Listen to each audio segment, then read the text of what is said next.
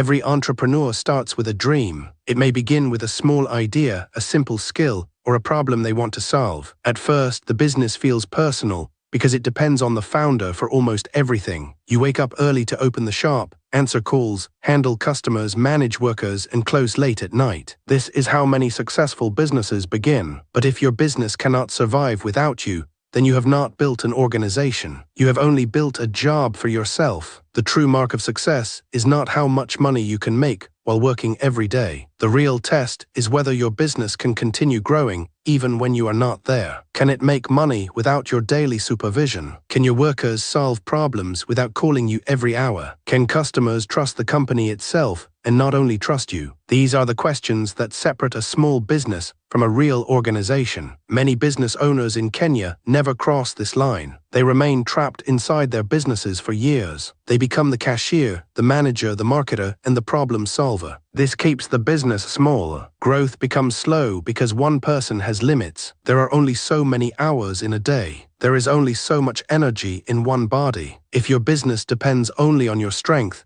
it will stop growing when you get tired. To build something bigger than yourself, you must first change your mindset. Stop thinking like a hustler and start thinking like a builder. A hustler focuses on survival. A builder focuses on structure. Survival asks, how do I make money today? Structure asks, how do I make this work for the next 20 years?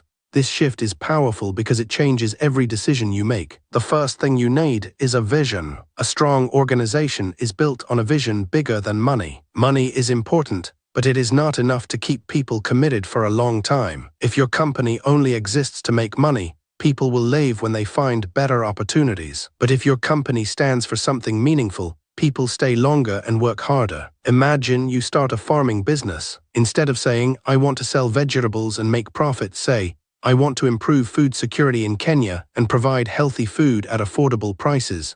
This is bigger. It gives purpose. Purpose attracts better employees, better customers, and even investors. People want to join something that matters. After vision comes systems. Systems are what make organizations strong. A system is simply a clear way of doing things. Without systems, your business becomes messy. Everything depends on memory. One employee does things one way, another does them differently. Customers get inconsistent service. Mistakes increase.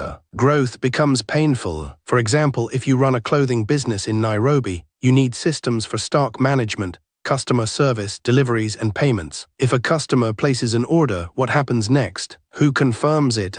Who packs it? Who delivers it? Who records the payment?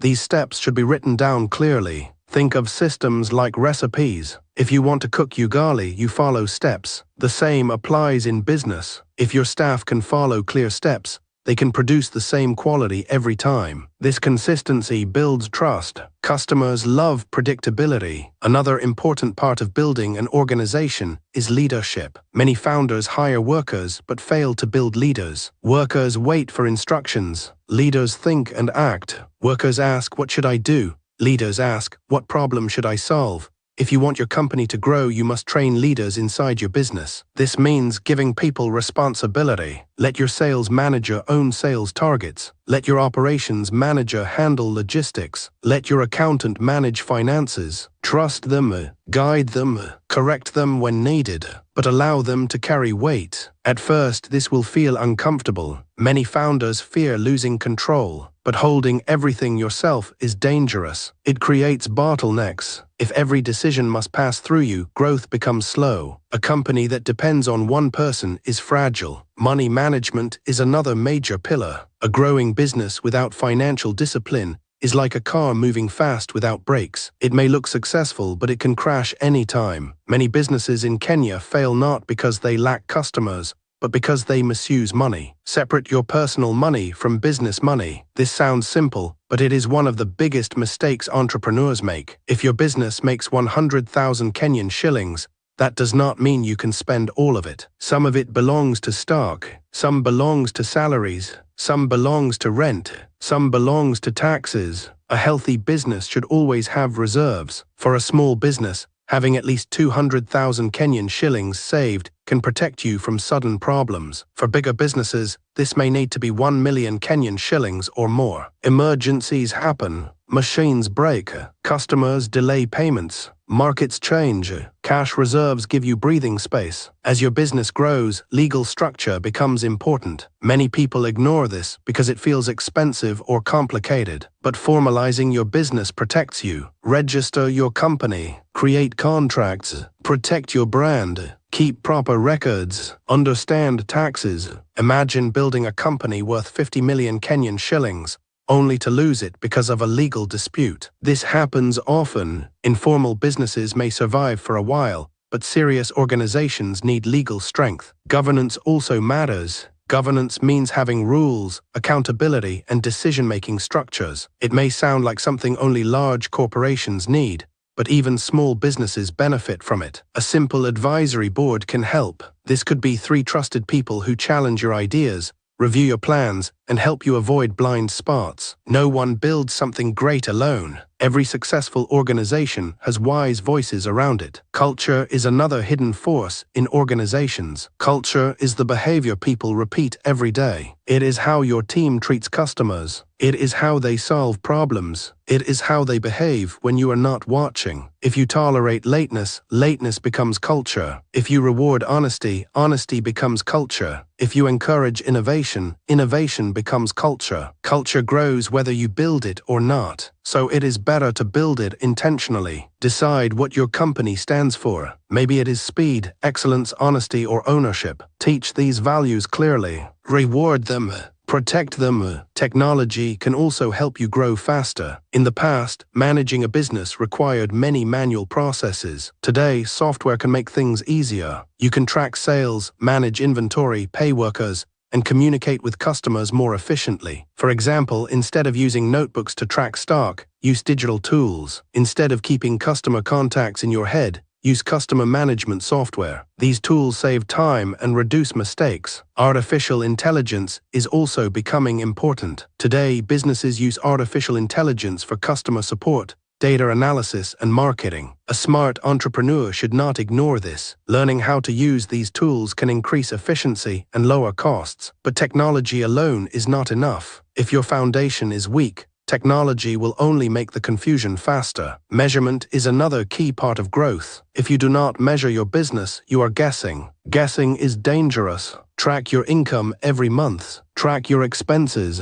Track customer growth. Track employee performance. Track profit margins. If your business made 500,000 Kenyan shillings this month, but spent 450,000 Kenyan shillings, your profit is only 50,000 Kenyan shillings. This matters. Many business owners focus on revenue and ignore profit. Profit is what keeps a business alive. Growth also requires patience. Many people want quick success. They want to become millionaires in 1 year. But strong organizations are built slowly. The biggest companies in the world took decades to mature. A business in its first year is learning. In its third year, it is stabilizing. In its fifth year, it starts showing real strength. In 10 years, if managed well, it can become powerful. Time is part of the process. Another important lesson is hiring. Do not hire only because someone is your friend or family member. Hire based on skill, attitude, and alignment with your vision. Bad hires are expensive. A weak employee can cost you customers, money, and peace of mind. A strong employee can multiply your growth. Pay fairly where possible. If your business can afford 30,000 Kenyan shillings for a skilled worker, do not underpay them at 15,000 Kenyan shillings and expect excellence. Good talent costs money, but it often returns more value. As you grow, think bigger than your location. If you are in Nairobi, do not only think about Nairobi. Think about Mombasa, Kisumu, Eldoret, and beyond. Kenya is a strong market, but East Africa is even bigger. Uganda, Tanzania, Rwanda, and Ethiopia offer opportunities. A big organization thinks regionally. This does not mean expanding too fast. It means building with expansion in mind. Build systems that can work in different cities. Create a brand that can travel. Brand matters. People must trust your company name, not only your face. If customers only know you, your organization remains tied to your identity. But if they trust the brand, the company gains independence. Look at the strongest companies. Many customers do not even know the founders. They know the brand.